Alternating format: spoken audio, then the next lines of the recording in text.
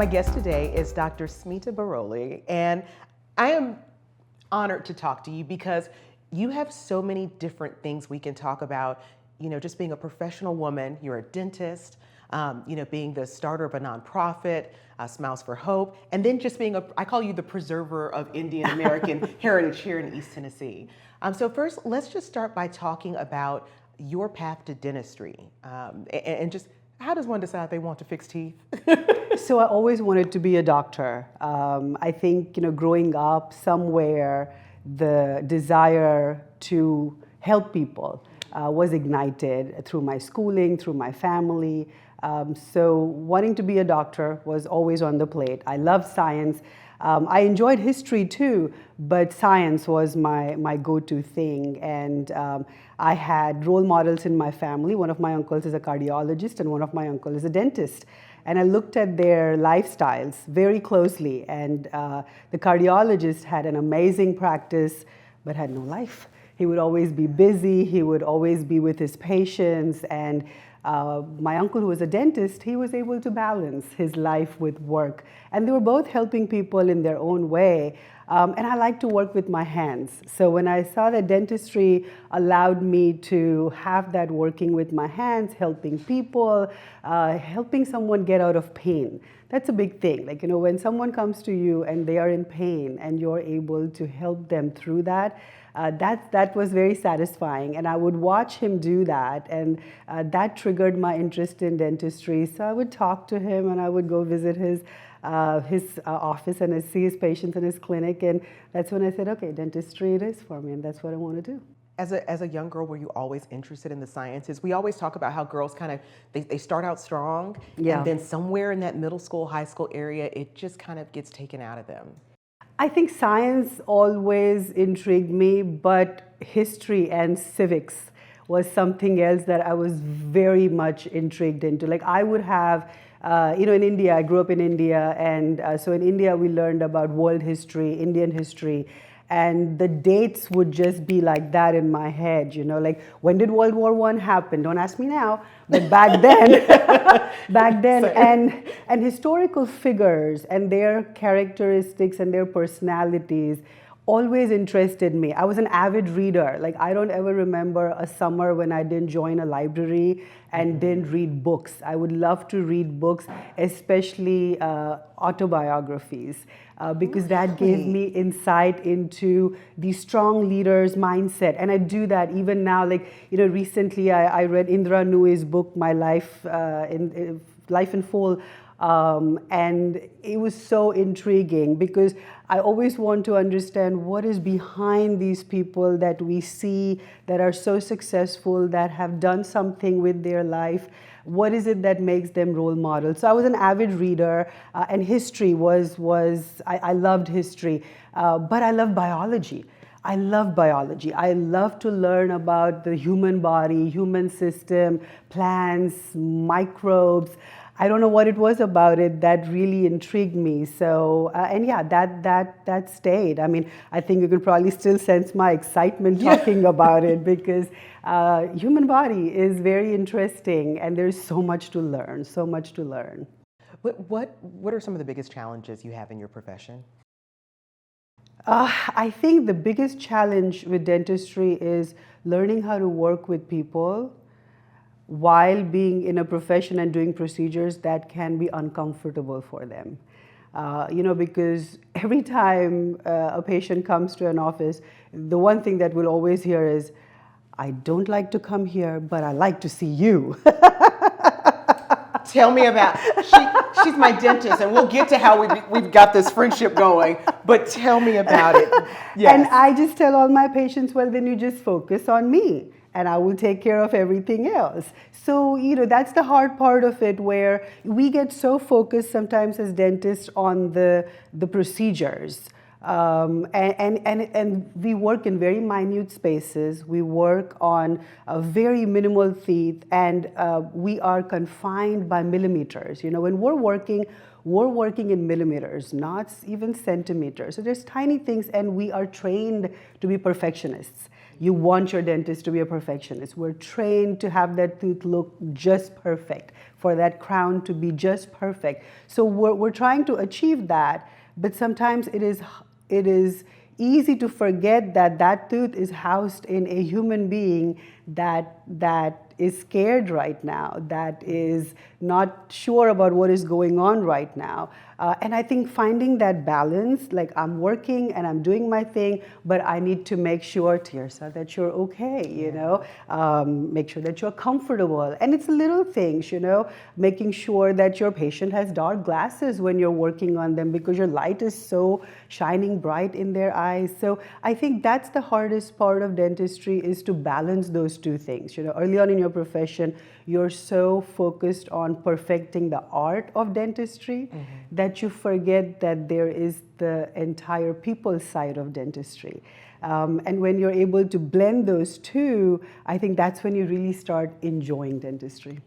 I was looking at, you know, your journey into your profession, and you know, right after you completed dental school, you went right into family and life. Like you went right into life. And I know we as women always get this question, like, how do you balance it all? And it's not a question I prefer because I feel like we never ask men. But like seriously, how did you do all this and to become so successful to where you are now while having small kids? I think I had a very defined clarity of thoughts on what my priorities were in life.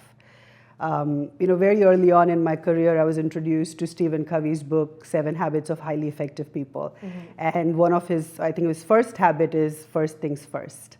And I think that made me aware of the fact that if I have my priorities in line, and if I know what my priorities are, you know, if I fill my day-to-day with the big stones in my life, then there will always be place for the little things. But what are my big stones? And I think it's different for everybody. For me, my big stones were always in that order: my kids, my family, my work, my community, and then everything else. And amazingly, when I made time for the 3 big rocks in my life, everything else, I had time for it. I had time to go have meaningful relationships with my friends. I had time to, you know, go pursue my passion of dance, but never at the cost of the 3 big rocks in my life. In fact, in my career, when I was 3 years into practicing dentistry, knocking on the doors of being a partner, I had to take a huge step back and go down to working 1 day a week, because my son, after he was born, he was a mama's boy. He didn't want to be with anybody, not even my mom, who came to help me for a few months, or the best nannies in the world. He was like, nope, I want you. And he would cry from the time I would leave home till the time that I got back. And I remember going home one day and telling my husband, I think I want to cut back and just do 1 day a week. So you may want to adjust your schedule and see how we can kind of make this work. And everybody, including my really good friends, cautioned me about it and said, don't do that. Take your time, take some time off, find yourself good care, but you're taking a huge step back from your career, right, and you may never be able to get back. But my priorities were clear, and I told myself, that's okay. I can always pick back up. If I'm a good dentist, I will pick back up. But my child just has one mother right now, and I need to be there for him. And so I did that for quite a while, until he got confident and he was secure to get to a point where he said, hey, mom's mine. She may go, leave me and come back, but she's still mine. And then he started preschool, so I worked with his schedule, slowly scaled back up my time. And at 3 years, I would have been a partner. At 5 years, I was a partner. So it put me back 2 years. But if I would not have given him that time, I don't think I would have been able to come back to work a full person. That's right. And that was important. Because you would always been thinking about him. Is he okay today? Yep, absolutely. What a message for a lot of women and men. Because I think a lot of times we put our careers at such the forefront that we ask everybody else to kind of, make do. I also think that, Tearsa, everybody has to define their own priorities. Mm-hmm. One of the things that Indra Nui, and I love her, one of the things she says that is women can't have it all, but you have to define what your all is. and then you can have it all. So I think that is very important, and that's what I tell my daughter now, who's 24, as she is looking at a career of her own and wants to, have a family eventually. I talk to her about take some time and find out more about yourself. Know you. What is it that is important to you? And if having a career is your top priority and that is number one, then so be it. We have a lot of driven women that will put that as their number one, and I admire them. But they know that that is their number one. So there's no confusion, there's no conflict as you're going about your life. Because when you don't have your priorities clear and you're constantly conflicted, you're not going to be good at anything.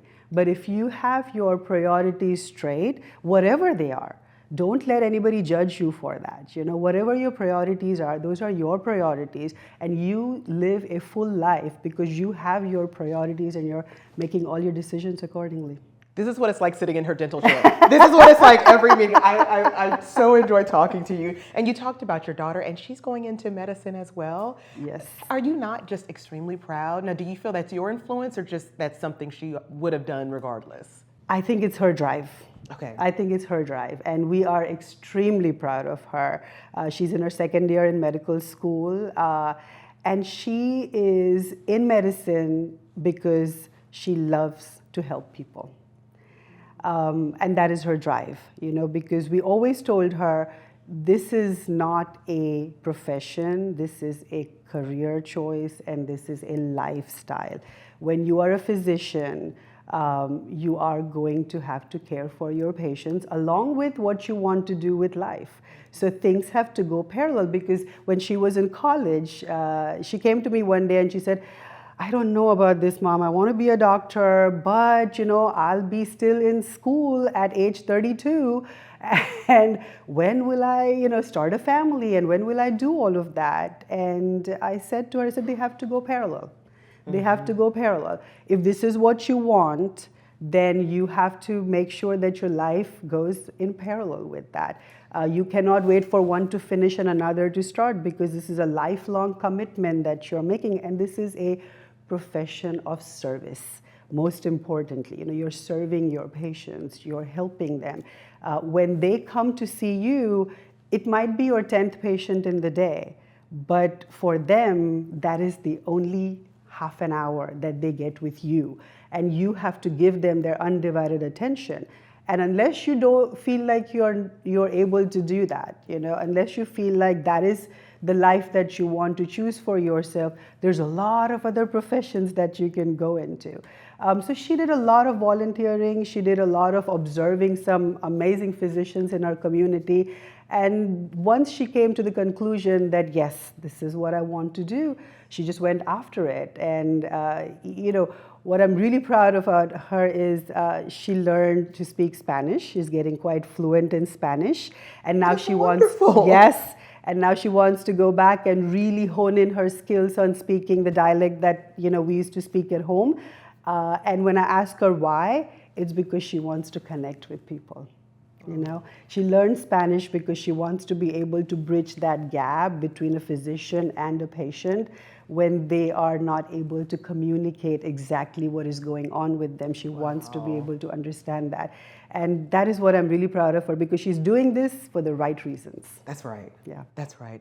And let's talk a little bit more about you, because the reason that I feel we connected was because you asked me, will you MC an event? Yes. And I was like, well, tell me what it is, okay, I'll do it. And you were like, I've got a charity. Let me tell you about my nonprofit, Smiles for Hope. I was completely moved by what you're doing, because clearly you deserve to go home and sit down after work. But for you to come up with this nonprofit, tell us a little bit about it. Well, before I say that, thank you so much for your support. I mean, Smiles for Hope, I feel, is truly a nonprofit or a charity by our community, for our community. There's so many wonderful people like you that are involved, that have supported us for it. I think to help others was always somewhere in the heart. Something that was instilled by my parents, something that was instilled by the school that I went to. So anytime there was a call to help, I would always be there. I volunteered at the RAM clinic. I would go to India on medical mission trips. I would participate and give a kid a smile program at my office. So I was always there to help, because I think the value that was given was, if you have a skill set that can be of help to others, then that's a no-brainer. Do it, right? So Smiles for Hope came about by chance. I did not set out to start a nonprofit. That was not one of my checklists or anything like that. A dear friend of mine, Whitney Peter, she called me one fine day. She used to sit on the board of YWCA, and she said, Smita, we need someone to fill in a need. We have a dentist that sees our residents periodically for emergency care. He's having surgery. Can you help out? And I said, sure. What kind of time frame am I looking at? And she said, 3 months. And he used to see them once a week. Do you think you can do that? And I said, once a week might be a little too much, because I still have young kids at home, but I can do this every other week. And Saturdays are my only days off right now. So I started working with the residents at the Y on Saturdays, and they would come to me with, dental issues. Their stories, when I started working with them, their stories, their spirit touched my heart. Because here I was working with women that had been through so much in life, but they were not about to give up. They were doing everything that they can, fighting for a second chance in life, fighting to be able to be productive members of the community, be productive members of the society, which nobody ever believed that they could do. Right. And that really touched my heart. And when someone is helping themselves, if you can help them even a little bit and give them a hand up so they can really propel their life, then why not? Why not, right? Yes. As I worked with these ladies, I recognized that they were so low on their confidence, not in their spirit, but on their confidence, because they've been abused, neglected for years. Nobody believed in them. They were only put down. They were only blamed. And that affected more than their appearances. It affected the way they looked at themselves. It affected, they had badly broken down teeth. They had so many things going on with their health, and all they were doing was trying to make a life for themselves. So I realized that, they don't need emergency care. They don't need a tooth pulled. They don't need a tooth filled. They needed rehabilitative work to restore their confidence. Right. Because if you go someplace and you can't smile and feel good about yourself. Exactly. Yeah. And I had so many women tell me that, I have a toothache, but can you do something about my smile? Can you do something to give me my teeth back that were knocked out, or my teeth that are so badly decayed and I'm so conscious about it, I don't want to smile. Can you do something about that? And they were asking for help that I could not give them in that setting, because to do rehabilitative constructive work, it needed a lot of resources to come together. I needed my lab to come together, my vendors to come together, a lot of supplies. I mean, this is extensive, complex procedures that needed to be performed, that needed people to come under one roof and one umbrella. And Smiles for Hope was that umbrella. And one fine day, it just came to me and I said, I'm going to do this because that is what the need is. That is what these women need. And if I can instill confidence in a woman just by fixing teeth, something that I know how to do, something that I do day in and day out, and give them that gift of a smile, then that is the littlest thing that one can do to give someone that confidence back. I love it so much. But it's you say the littlest thing, but I just think about just going to go get a job interview, and feeling good about yourself, where you can talk about yourself, or going to the bank if you need to go and cash a check, all those things. Yes. So thank you. We thank you for that service. We have to talk about dancing. We have to talk about, because this is a part of who you are, in terms of preserving Indian American culture right here in town and making sure that people are exposed to a community they may not have ever touched base with. Yeah. So tell me about, I didn't know you danced, so this is something new over the last few years I learned. So I was fortunate enough to be trained as a Bharatanatyam dancer, which is an Indian classical dance form. And you know, spending time with me, you've probably recognized that I talk a lot with my hands, with my eyes, and I think that is blessings of my dance. Bharatanatyam is a dance form where you're actually emoting stories through the way you dance, you know, through your expressions and through your hands. So I trained extensively in India, and then I continued my training here. I had some wonderful teachers right here in Knoxville, Tennessee, that trained me. And then, of course, who doesn't like a little bit of Bollywood? Yes, yes, we do. A little bit of hip shaking, neck shaking. Yes. And it is such a big part of the Indian culture, you know, it's such a big part of the Indian culture. And that was also my way of sharing that with my children and their friends, because, you know, they were born here, they are raised here, but the Indian culture are their roots, that's their heritage. And unless we make an effort to introduce them to that and involve them with that, they are really not going to be familiar with it. But most importantly, I am a firm believer that awareness brings familiarity. And when there's familiarity, there's assimilation. And that's the biggest reason why I am so passionate about sharing my heritage with my Knoxville community. Because when I go up on the stage and dance, or when I, you know, host an event, or when we have India Fest, when we open our doors to our larger community, we are sharing cultures. You know, when I first moved to the United States, I did not know what Thanksgiving was. And I still remember my first Thanksgiving. It was at this wonderful family. It was my husband's host family from his university. And we still carry some of those traditions in our house today. It is such a meaningful holiday. But if I would not have been exposed to it, I would not have known what it is. I would not have been able to take what is so good about it, which is celebrating each other, celebrating your family, and just giving thanks for everything that you do have, and coming together of joy and happiness. And I feel the same way about the Indian culture. If I don't share that with you or my friends in my home in Knoxville, Tennessee, they're not going to know what Diwali is. They're not going to know what Bollywood dances are, or Indian cooking is, or what it entails, you know. And that's why I'm very passionate about just sharing it. You were one of the co-founders of India Fest? Yes, I was one of the founders of India Fest, and we started it pretty much with the idea that we wanted to share it with our friends from work and our children. You know, our children that also don't know so much about the Indian culture. And when we first started it, I remember the founding, we call him the founding father of India Fest. He's moved to San Diego, my really good friend Ashish. He said to all of us, just bring one friend from work. Bring one friend from work and let's introduce them to India. And that's how it started. And now it has grown. I mean, the last time we hosted it, we had close to, I think, 7,000 people attending. And it is an event where people come and ask me, when is India Fest this year? When is India Fest this year?